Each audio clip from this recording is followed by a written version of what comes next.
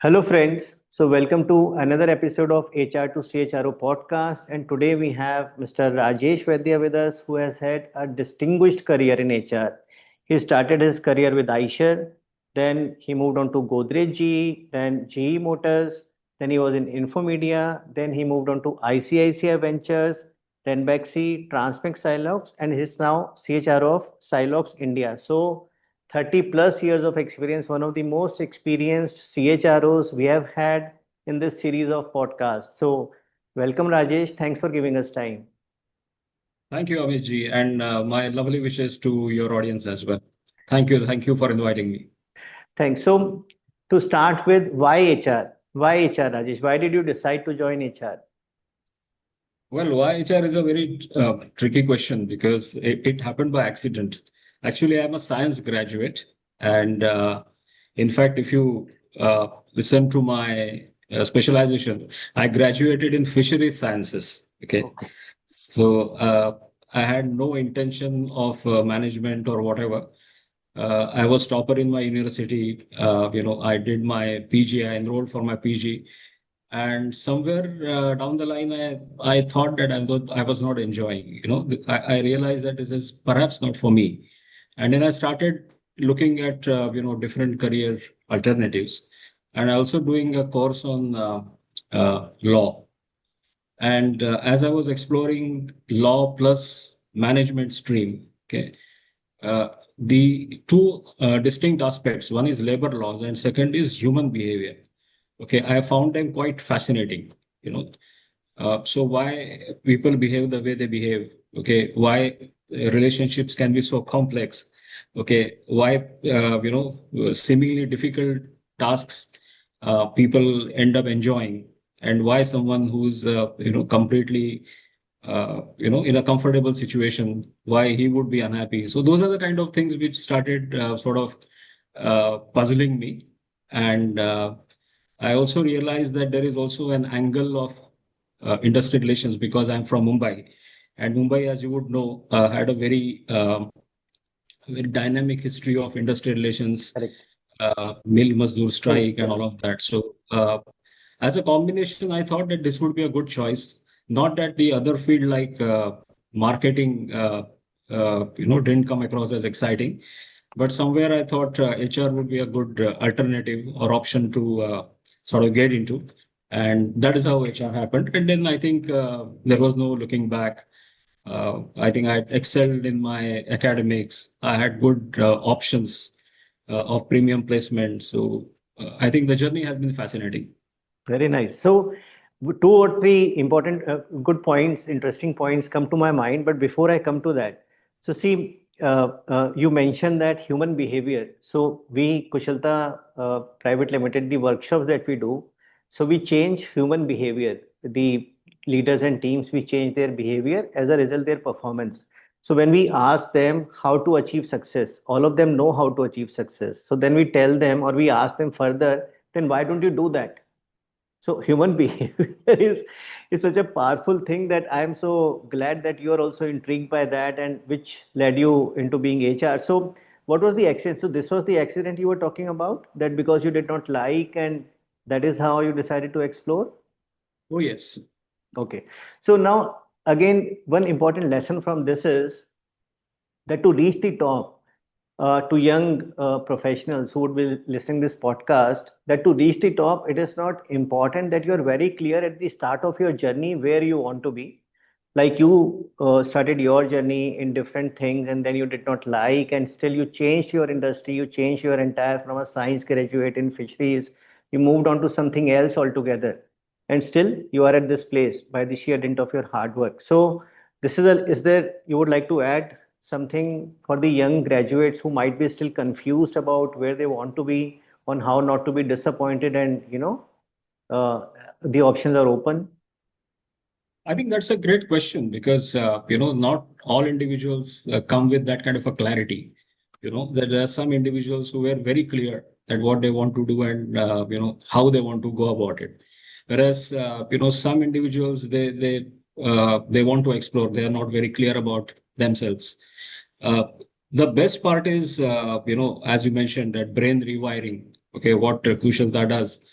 So neuroplasticity, as we know, it's a profound concept. Okay. And once we know that we can alter our brain wiring or a field of reality, so to say, okay, then success is quite doable. Yeah. Correct.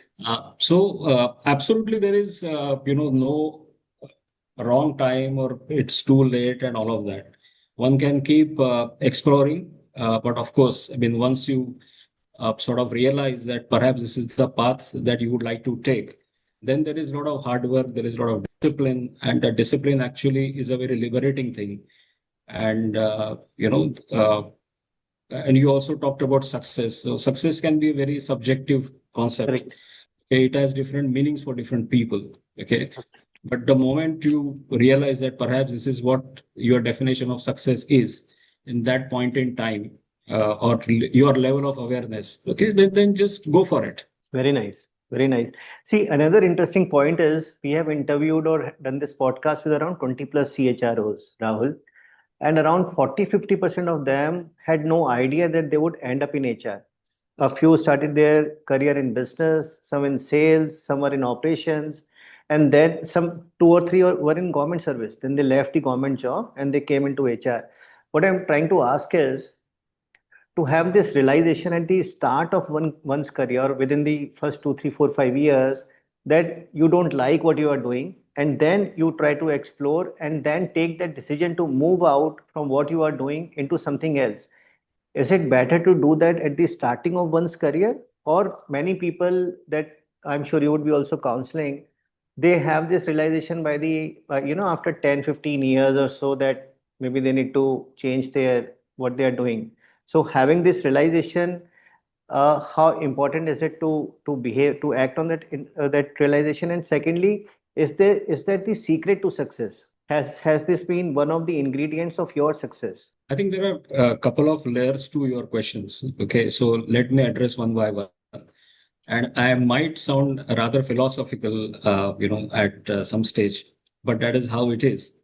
Okay, so first of all, I think uh, being completely present in your role or in your career, that's very important. So whatever role you are performing, whatever you are doing, okay, completely present with your heart, mind, soul, that is something which is absolutely essential. In coaching, there is always a metaphor or a mantra that people always repeat, that don't be in your head, be in the present, be in the moment. Yeah. Now that's a very powerful thing, Correct. because that is where the solutions appear, the solutions surface, right? And that gives you some kind of a momentum. Okay.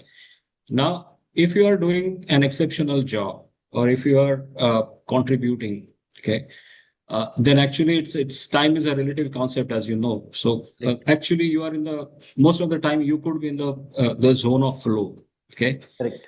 and lot of learning happens, lot of capability building happens. Okay, now if there is a stagnation at some stage, okay, and which happens, I mean, at times we do come across dead-end jobs, or we start questioning ourselves that what are we really doing? Okay, then that's also I would say a powerful moment. Okay, and instead of getting dejected or disheartened, it is important to explore that state as well, and that is something which invariably can give us good insights. Okay, and that also can open up new avenues or new dimensions. Now, if you take, say, human resources as a function, I mean, it's a vast spectrum, right? I mean, on one hand, it has facilities and administration, then it has hardcore industrial relations, union relations, then it has stakeholder management, it has talent management, it has succession planning, manpower planning. So there are so many dimensions it touches. So if one can keep exploring, HR in itself becomes a very lifelong kind of a profession. Correct. Okay, so that is at one level. Secondly, it is always a good idea to take stints in unfamiliar zones. Very nice. Okay, so when I say unfamiliar zone, it could be operations. Okay, it could be sales, or even if you don't take those short-term bubble assignments. Okay, you can always take some kind of a project wherein you are co-opting as a HR professional. Okay, for a cross-functional project. Okay, so one is you completely shift yourself to some other function for some time. Another model is that you sort of take a bubble assignment, say for 1 year or maybe 6 months or 3 months, whatever. Third is you be within your core function, but you be part of a cross-functional project primarily driven by that function or other functions. So these are the ways you sort of test yourself, challenge yourself, and whenever we are out of that comfort zone, again going by your brain wiring and rewiring of Kushalta, okay, you know that new circuits start developing, okay, then new vistas open up, new ways of perceiving realities happen, and ultimately it adds to your overall effectiveness as a leader or as a manager. Very nice. So Very there is nice. no right or wrong time. Okay, this is, I think, a continuous process. You get into a flow zone, then at times you stumble, then you do a deep inquiry, solutions emerge or alternatives emerge. You again get into that, okay, and that virtuous cycle repeats. Okay. There are so many interesting threads which this discussion is already, it has started leading to. So I want to talk about so many things that you have just said. So, operation sales, taking projects outside, being in the unfamiliar zone, and stagnation is also very powerful, like you said. So I'll discuss on all of that. But looking at your career journey itself, Rajesh, you haven't been scared of moving from one industry to another. I mean, looking at the companies that you have worked in, so is that also uh, a way of moving into uncharted territory, into unfamiliar territory, that you move on into a new industry, challenge yourself? Is that how or why you moved from one industry to another? That's correct. That's correct. Because definitely, I mean, by God's grace, whichever companies I worked with, uh, I think in most cases I got right breaks. There was no issue in terms of either vertical growth or lateral growth. Okay. Uh, but at the same time, I wanted to understand that how different industries work and how HR gets contextualized, okay, within the realities of that industry or that company, okay, because engineering industry would work in a particular manner, okay, or marketing organization, sales marketing organization would function in a different manner, okay. Chemical industry is different. I mean, though we can sort of broadly categorize as manufacturing, but chemical manufacturing is different than Correct. automobile or electrical engineering. So these are the kind of variety of experiences, and they are very valuable. And I wanted to, at one level, test myself. Uh, can I be successful in that sense, in terms of contributing and learning? So the success definition again for me is twofold. One is contributing, excelling in my role, and second is learning. Very nice. Very nice. So, see, when I started my career in 97, Rahul, HR was looked at in a certain way, and it was considered to be a support function. Now it has moved on to be a strategic partner with a seat at the table. And like you said, that you have a stint in sales, you have a stint in operations, you get to know about the business. So, for a young HR professional, you have already answered that there are three ways in which they can go outside their comfort zone, move into unfamiliar territory. But that unfamiliar territory could also be in HR. So, a person in compensation and benefit can go into recruitment, and learn, and he or she should actually learn that. But solely from the perspective of uh, by itself, how important is learning sales or having a sit in sales or spending time with the sales guys? How important is it for young HR professionals? And similarly in operations, how important is it as a standalone? Not only to for the sake of challenging oneself, but also because these are the pillars in which on which an organization stands: operation and sales and finance. So, thoughts on that. Look, it's absolutely essential to understand your value creation journey. Yeah, from raw material, Correct. how various value creation stages happen till it reaches the customer. Okay, so knowing very clearly who your customers are, okay, what do they value, and why would they buy your product or service? Okay, Mm-hmm. that is something which is absolutely important. Now, again, you need not go or take a career shift from HR to marketing. It is not required, but it is essential. Okay, to know this journey. Mm-hmm. Okay, and how does one derive this understanding? It's very simple. Spend maximum time with or good deal of time with your sales marketing teams. Meet customers. Mm-hmm. So in my pharma stint, I used to pillion ride with my MSRs.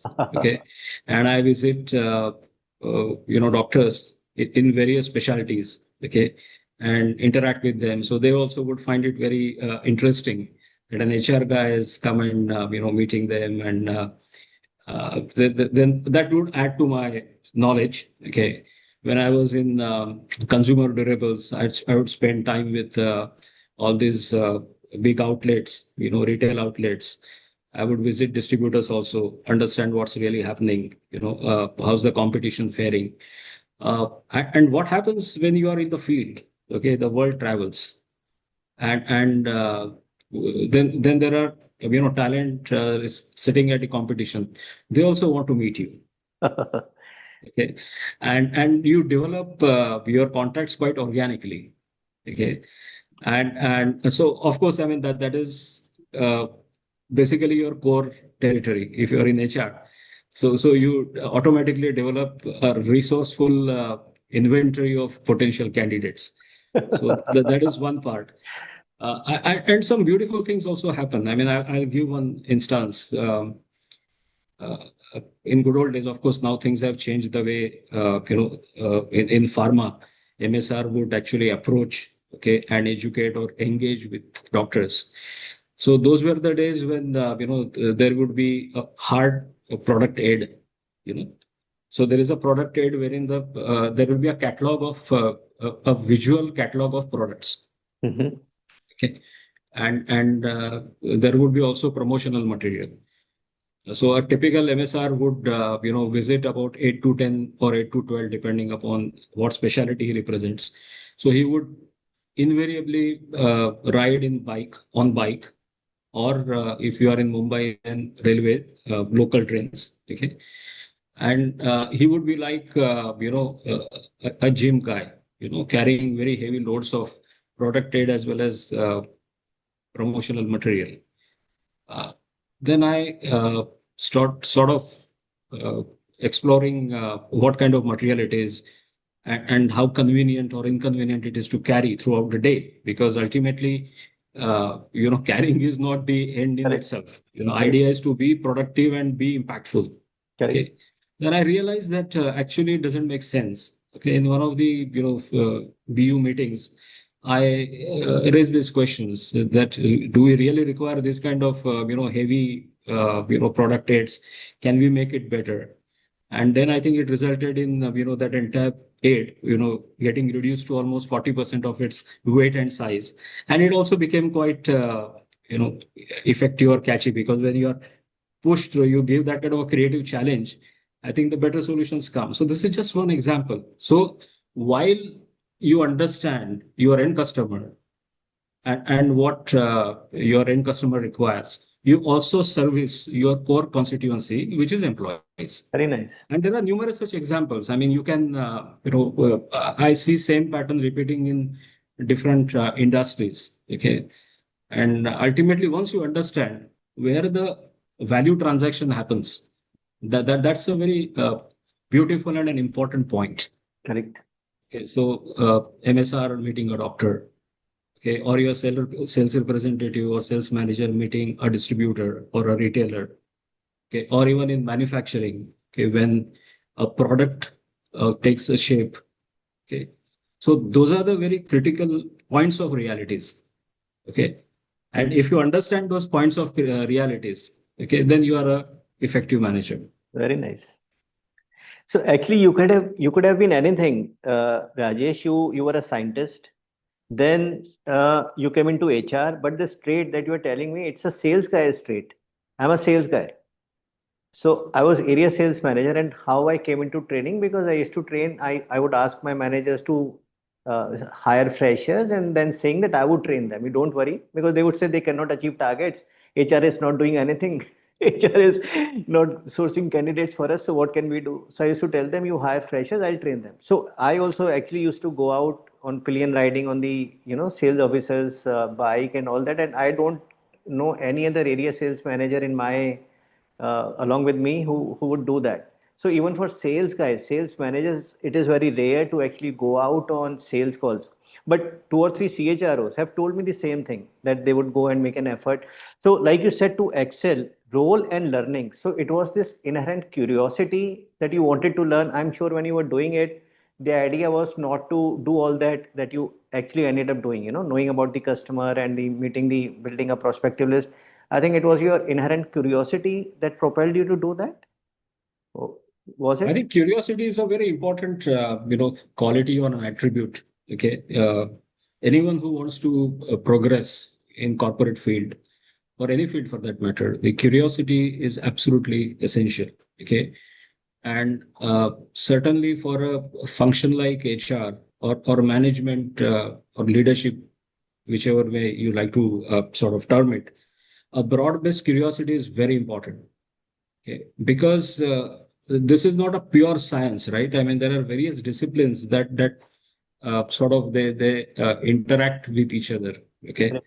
so for example, if you take leadership or management, I mean, there is behavioral science. Okay, there is psychology. Okay, there is the elements of advertising, which Correct. again has sort of elements or roots in human psychology or human behavior.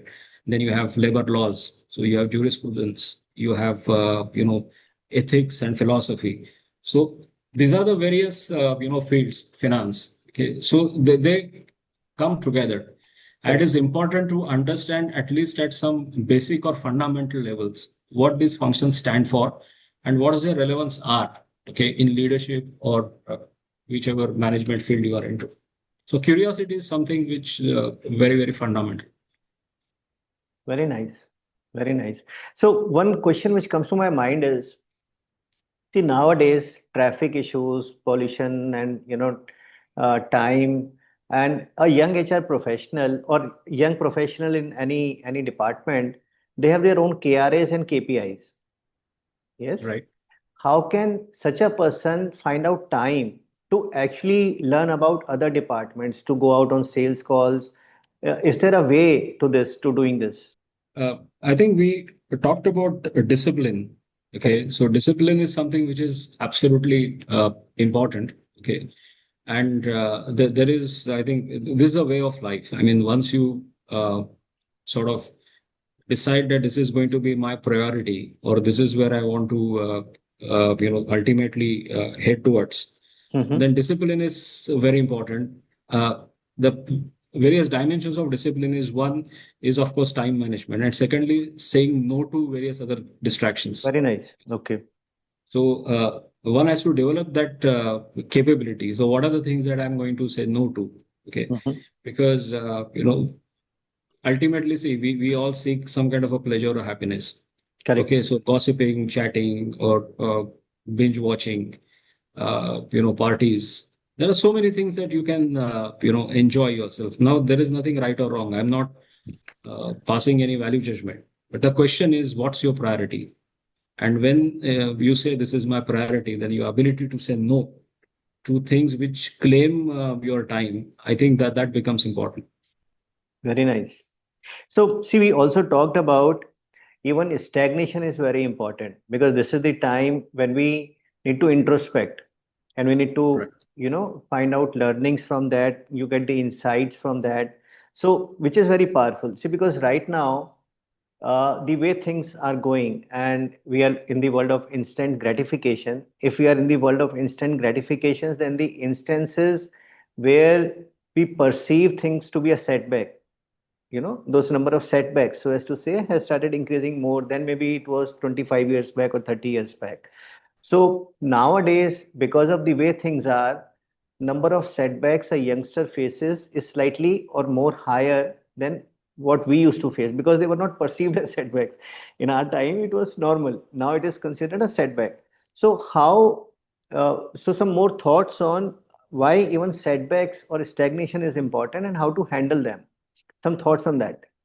See, I think setbacks is something which actually tell you that perhaps this is not the way to go about, or maybe there are some issues with the process that you have deployed or you have followed.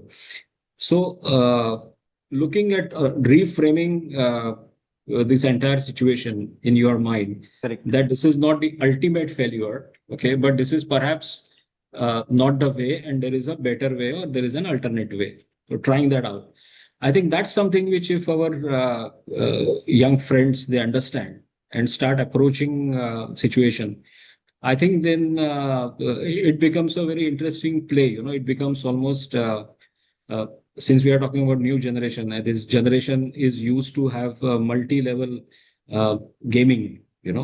So there are different levels, and then you try to beat each level, and each successive level becomes difficult to thing. Then you go back, okay, you figure out the way and means Correct. of cracking that, and then you go to another level. So one doesn't commit suicide if one doesn't create or clear a level in the first instance. Okay, Correct. he or she they come back, figure out how to how to beat that game, and go about it. So this is life is nothing different. Very good example. Very good example, Rajesh. See, in our times, I was in a joint family, so it was very easy for me to go and talk to an uncle or an auntie who would give me the perspective. So in today's time, that may not be possible. So how important is mentorship for a youngster, to have mentors, to cultivate mentors, or to try to make an effort to have mentors who can give perspectives like this, like which you are giving, which could help them navigate the ways of life. Look, life is full of mentors, and there are wonderful resources, and those resources can be in form of human beings, can be animals, can be trees or plants, nature. uh, Thing is, as they say, कि एक दृष्टिकोण, we have to develop some kind of a perspective. Okay, and how that perspective gets developed is just be with yourself. Okay, uh, understand, ponder on some fundamental questions. Okay, say for example, if I say that I'm a failure, okay, then pondering on what is failure, who is this I, okay, why this failure, why am I making this decisive declaration that I'm a failure. Okay, so these are the kind of things which, if one gets into, uh, I'm sure the answers start flowing. Uh, it is absolutely important to spot right mentors. Okay. Mhm. And I'm talking about human mentors, and they are all around us. I mean, uh, I'll share a personal example again. When I, completed my post graduation and I was ready to step in, so I approached, uncle of mine. Okay, like, it's actually my mama. Uh, and I always held him with a lot of esteem, high esteem. So I asked him, do you have any advice for me? Okay, and he said something which has stuck with me even now. So he said, look, you must understand that your reputation, okay, travels much faster than Correct. you. Okay, so even if you are about to join an organization, believe you me, your reputation would have already reached there. Okay, now you decide what kind of reputation you want to build for yourself. Very nice. Okay, and I'm not saying do this or that, but I'm just saying that your reputation is something which will be uh, always be surrounding you, or it will travel faster than you. And that is something which was so powerful. Okay, and then if you really decode that, it actually comes to at one level, what kind of personal brand you stand for. Very nice. What's your identity? You know, so these are the kind of nuggets that you get. I mean, there is another. He was actually a sales head, and I used to consider him as my mentor. So he once said that, look, you take excellent care of your people, okay, and people take care of your business. Okay. Correct. You are in HR. I mean, of course, it was his greatness. He said, you are in HR, so I need not tell you more. But this is a simple thing which I learned out of my experience. And this is so very true.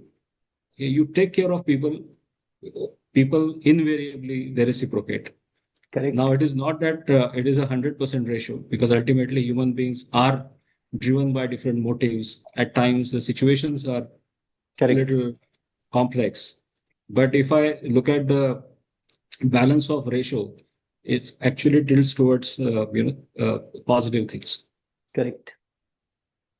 So very powerful. And this personal brand is an example I use so often in my workshops because it is so. See, any new colleague joining, we try to call up his ex-colleague in the organization he was there in earlier and ask him or her that how is this person is joining my organization. So obviously the it is so powerful, and we keep on hearing that somebody was so lucky that 10 years later his ex-boss with whom he used to work 10 years earlier got elevated to a very high position, and he also plugged this guy with him and gave him such a big rise. So nobody is a fool, nobody does anybody any favor. This guy who was plugged and rose very fast must have impressed the boss, ex-boss, by his good work, and this is the branding that you create. So coming back to, you also said being present completely in what you do. So even if you are at one level, it is like even if you are not enjoying what you are doing, still you have to completely do it to the best of your ability. Second, what this points to is being in the present, as in don't think about the past or the present. Like we talked about handling setbacks and having a mentor to get that perspective. So, as a human being, irrespective of the fact that we are talking about our corporate life or we are talking about our personal life, how important is it to be in the present, to not think about, to not overthink about things?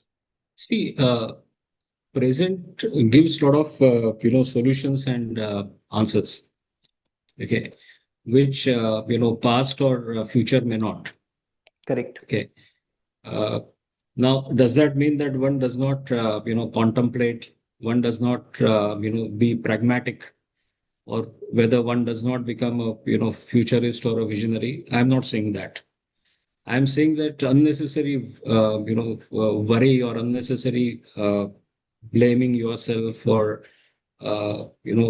getting overwhelmed by the negative happenings, so to say, or not very functional happenings of the past, getting overwhelmed by that, and then putting those restrictions on yourself.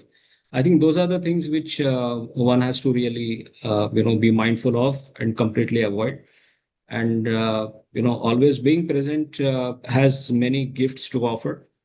Okay, now, the present conversation between us, I think both of us are enjoying because Correct. both of us are there in the present.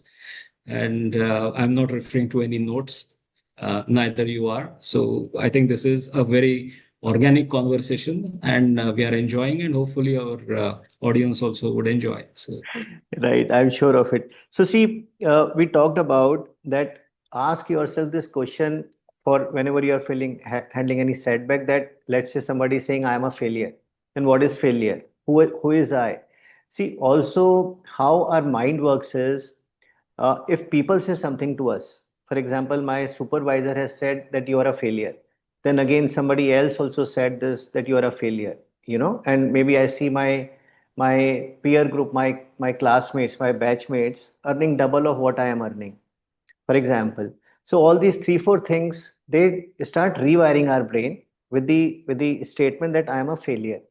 Now, being in the present, I'm asking from the perspective of the young listeners who would be listening, because I understand being in the present through meditation and all, but being in the present may sound very esoterical for a young person, 20s, or um, how to go about it, what to do to be in the present, because it sounds so simple, but it is extremely difficult, especially when you start. for at least a few years, it's going to be very difficult. If not years, then at least a few months.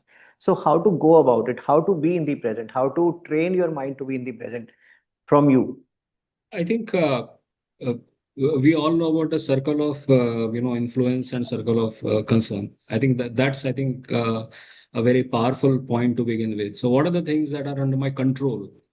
What are the things that are under my influence and how best I can do? I think it could be as small as that.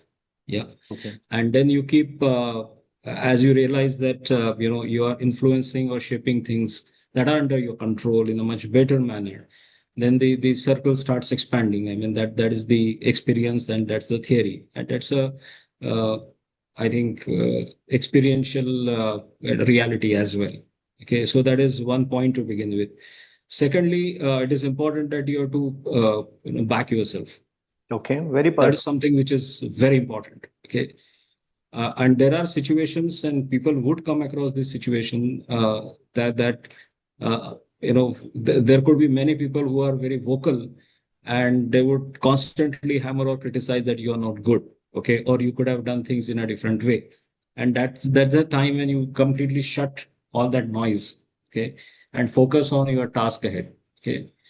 Also, it is important to find mentors, as you said, or influential people in the organization, okay, who can support you or back you. Okay. And I think at senior level, everyone knows, okay, that you cannot get everything right all the time. There could be setbacks, there could be failures. Okay. But important is trying and doing things with honesty. Correct. So there is some kind of an latitude or comfort with failures as well in organizations. Okay, if people would give you that kind of a margin or tolerance or allowance. Okay, if you are not repeating them, in a foolhardy manner. Okay, but as long as there is hard work, there is sincerity. I think there are people who would take a note of it. They will guide you. They will coach you. They will maybe correct you. Okay, and that is how this is the way to go about. And it does happen that you don't get failure all the time. There are definitely there would be moments where you are really tested bad, but eventually some magic happens, some door opens, and you end up succeeding. Very Okay. powerful. Very powerful. So, see, we have talked about so many things, especially from the perspective of a young HR professional or professional in any department, that you have to be open to move on into unfamiliar territories, to take risks, to stretch yourself, to be disciplined, to have that learning mindset, to be open to learn, to have that curiosity, trying out different things, taking up different projects where you can learn, stretch yourself, handling setbacks, have mentors. What else is required? What two or three things more, or whatever you feel is important for one at the start of one's career to move ahead faster or better? See, one concept or paradigm which fascinated me always, okay, is the concept of value creation. Okay. Okay. And in very simple terms, what is value? And value is something which people find precious. Okay. And they are willing to sort of appreciate or maybe even part with their money. Okay. Or even part with their time. So Correct. that's value. Okay. And if an organization or even an individual, okay, if one is very clear that I have to create exceptional value, I I I want to excel in what I do. Okay, then I think that's a very powerful paradigm to imbibe right at the initial stages of career. Now, uh, what happens when you create a value? It is not that simple or easy. The moment you say, "Okay, I'm a value creator," so then the next question is, you are creating value for whom? Okay, then you say, "Okay, I'm creating value for my stakeholders." Okay, then who are your stakeholders? Correct. So then you start mapping your immediate universe. Okay. Now, what is the value for your customer? I mean, internal customer. If you are in HR, then it's an internal customer. So what is the value for your internal customer? Okay. So he would have certain set of parameters. What's your value for maybe your supplier? What is the value for your senior? Okay. And then you start sort of realizing that, okay, these are the various expectations, okay, that I have to be very mindful of while delivering what I'm supposed to deliver. And then say, okay, exceptionally well means what? That there are certain stated and unstated expectations. And then you act in a way that you either meet them or surpass them. If you're talking about exceeding, okay, then obviously it means doing something extra, Correct. okay, going out of your way and doing something. So uh, after a particular point of time, people would say that, okay, this guy is dependable. Not only dependable, okay, you tell him something and he comes up with something fabulous. Okay. So that is at one level. Second is once this becomes a habit, okay, that you are creating, value, exceptional value. Then the next question is, okay, how do I create systems or processes so that this value is generated in a sustained way? Okay. And you could be at any level of the organization. That doesn't matter. Obviously, if you are at a junior level, then your sphere of influence would be smaller. But within that sphere also, you could create systems, okay, Mhm. wherein that value gets generated in a sustained manner. Okay. Uh, so obviously, once you build yourself in a particular manner, there is a particular brand that gets created around you. Okay.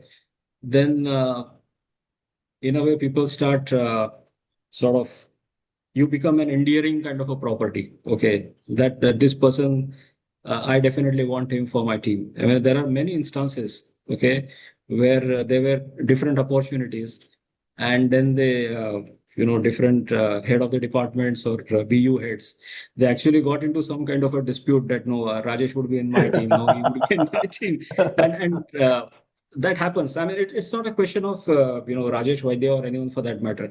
These are the principles, Correct. okay, and these are quite impersonal. Okay. So, so I just want to add. I'll just to add here is that today the world is filled with mediocrity. What you are saying is so powerful that if you are just 1% better than the other people, you will come into the limelight, and everybody would be wanting you to be in their team.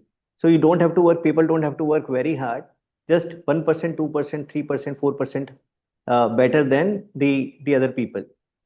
So to come into the notice of senior people who would want you to be in their team. Sorry, continue, Rajesh. Look, you would know that there's a powerful, quote by Jim Collins, who said that good is the enemy of great. Correct. Okay. So, I mean, you are, if your aspiration, this seminar or this conversation is about success, okay, and success the way for the, benefit of your audience, you are defining it as reaching at a CHRO level. Yeah. So if you are really aspiring for that, okay, then you cannot settle for less. And Correct. even if you settle, I mean, there are different ways, right? I mean, people can heavily indulge into dysfunctional politics or networking, and there are various ways of doing that. But I think the life has a way to, hit back, Correct. okay? Correct. And that's where a hard-earned reputation and competence Correct. ultimately that becomes your lasting companion or companions. Correct. So value creation. Apart from value creation, anything else coming to your mind? As I said, value creation two levels. One is you do it exceedingly well. Second is you create some kind of a system, okay, so that that value is created over a sustained period of time. Okay. Second is the continuous learning as upgrading yourself. That is something which is important. Okay, Mm-hmm. because organizations are so dynamic. Okay, Mm-hmm. and you've got to stay relevant. Okay, Correct. and how do you stay relevant? Again, by being close to your realities, realities of your customer, realities of your market, realities of your competition. Okay, and whichever function you are in, then contextualize or translate those realities, okay, into your scheme of things and working. So I think these are some very basic principles, okay, that I'm talking about your audience. It Correct. can get a very complex discussion, but but this It's two very three powerful. things. It's so Yeah. very powerful, Rajesh. So, some examples where at junior level, maybe you created, or some example you can give where a value was created and some system was generated for sustainable value creation. If you can think of any example. Look, there is, uh, uh, I mean, this pretty much happened at little advanced level. Okay. When I say advanced, I would say mid management, or so to say. So there was a particular, pharma expansion situation, okay, where we had to laterally hire about 1,000 odd, Oh, uh, you know, uh, field personnel. When I say field personnel, it is basically MSRs, okay, with experience, and first line, second line managers, sales managers, and of course then there is a marketing and those kind of things. So uh, there were different estimates that some people said maybe it would take 5 months, 6 months. So I started questioning or challenging that can we scale it up, okay, and then the production experience came handy. So, okay, so why are we talking only in terms of only one production line? So can we have multiple production lines? So when I say production lines in this context, it's interview oh, okay, uh, okay. processes, okay, and how many, for example, how many HR professionals we have, how many sales marketing professionals we have? Huge, okay. So why don't we train them, Very okay, nice. okay, in interviews, okay? Can we create standard funnel of questions? So FAQs, what are the right answers? What are the wrong answers? Can we create, I would say, elementary funnel, okay, of selection or rejection, so to say. So this in sales we have this funnel concept, right? So Correct, correct. exactly all those principles from sales marketing we got in, and within 3 months, okay, we recruited 1,200 Very nice. laterals, Very nice. recruited, trained, and delivered in the business. Okay. And this process, okay, then it continued. Okay. Because the system was set, right? So you really don't have to, reinvent a wheel. Okay. You have set certain standard sets of questions. Okay. Uh, you know, Depending upon the therapy, those questions are well defined. There is a directory available. Okay. It is not necessary that Mr. A or Miss B, okay, they have to be present necessarily. Okay. Anyone in that ecosystem, okay, at a right level and right level of understanding, okay, they can interview. Okay. Then that person is certified that yes, okay, interviewed by that organization, okay, by these professionals, and that person can fit in any role. I mean, Very nice. any SBU. Very Okay, nice. so this is how you basically create a system. Or uh, since you talked about at a junior level, so this was an IR situation. Okay, and there was a business. Uh, sick unit was acquired by my organization, which I was part of. Okay. And there was a complete breakdown between union and management because of the historical reasons. And my challenge was to basically establish, okay. And the question is how? Because when it comes to workmen, their experience about quote unquote management was not very credible. Okay. Correct. I So why understand. would they believe you? Correct. Okay. So we typically started listening to them. We gave them some early successes in terms of conceding to their requirements or fulfilling their genuine demands. Okay. Then we said, okay, that in a month we will have at least 2 meetings. Okay. So one would be on very operational matters. Okay, which could be as simple as toilet ka tap ठीक नहीं है, so या फिर there is no proper lighting in the place where he's working. Uh, and the another meeting will be little long term, which would have financial implications. So once you create this platform or a channel, okay, And there is a credibility also you establish that every meeting there are minutes are recorded. Those minutes are sort of reviewed. Okay, once in a month, then some senior person would preside. Okay, at a site head or a plant head level. Once in a quarter, you also have general manager level person. So what happens then? There is a lot of credibility both sides. Mm-hmm. Okay, and I believe that system continued even after 20. I mean, I left, but that system continued even after 20, 25 years. Very So nice. that's something which is, important and powerful. Very I nice. hope that answers your question. Yeah, yeah. Two very good examples. See, one question which comes to my mind is when you are challenging the status quo, Right. people who are not as driven or who have insecurities, they tend to get offended.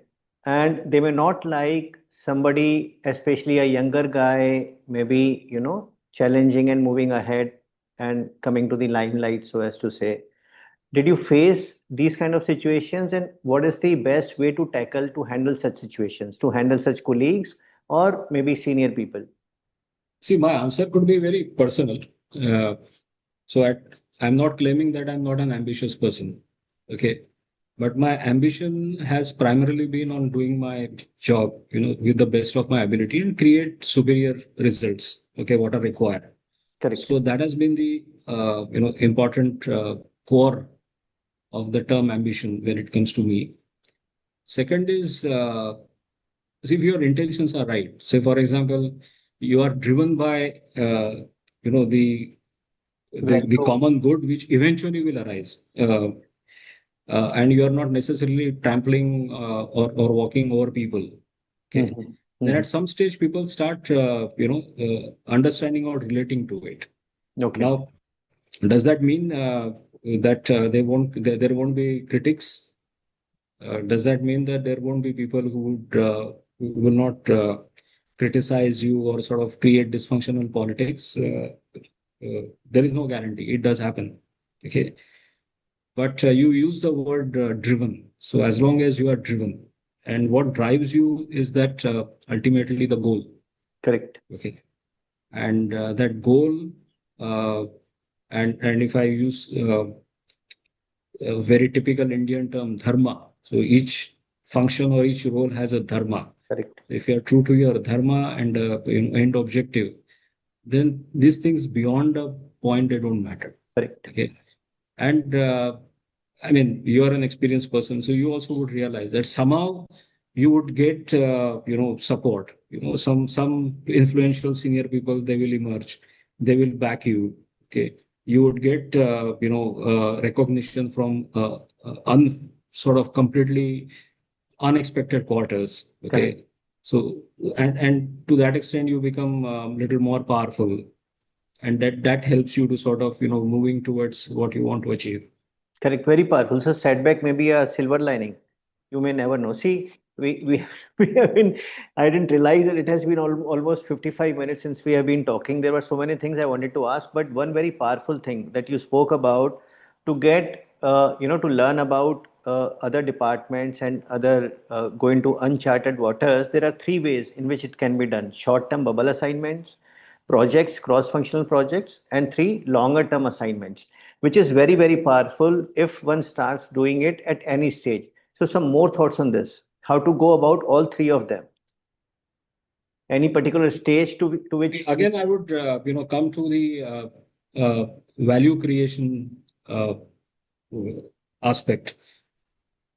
Organizations would always have some needs and some challenges and some requirements. Correct. Okay, the business exists because there is a problem to be solved. Okay, Correct.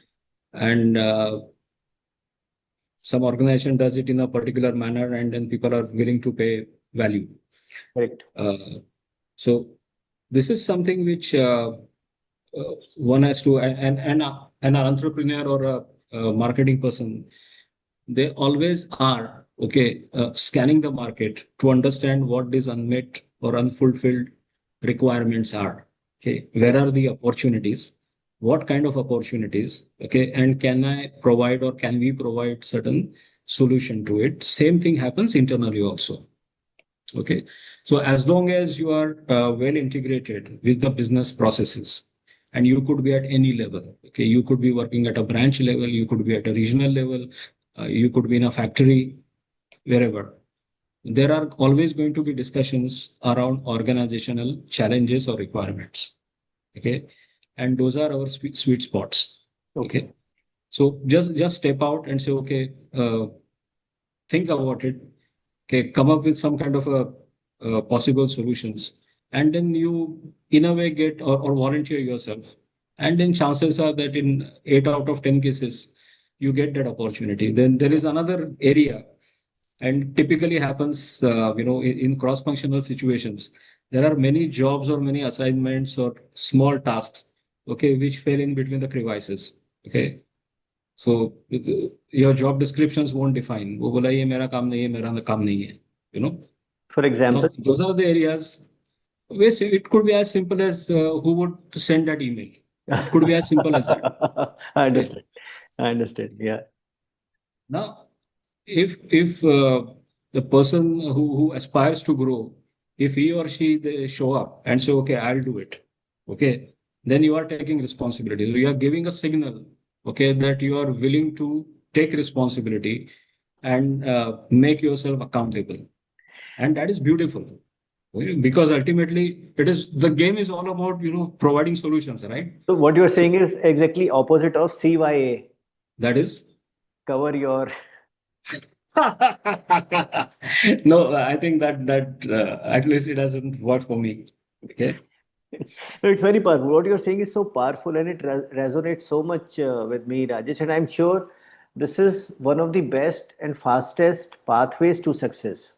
Otherwise, how will you grow? Unless you challenge yourself, you have so much, but everybody has so much potential that you'll come to know only when you challenge yourself. Otherwise, where will you come to know? So we are almost coming to an end of the time limit that we had set for ourselves, Rajesh. So very quickly, some thoughts or some advice for people at mid management level. Okay. So I think the one point which perhaps is relevant for mid management or senior management, understand your constituency. And for HR, the constituency is people. Okay. Your employees. There are marketing sales people who are there to take care of customers. Okay. Finance folks, they will take care of finances. And our constituency is people.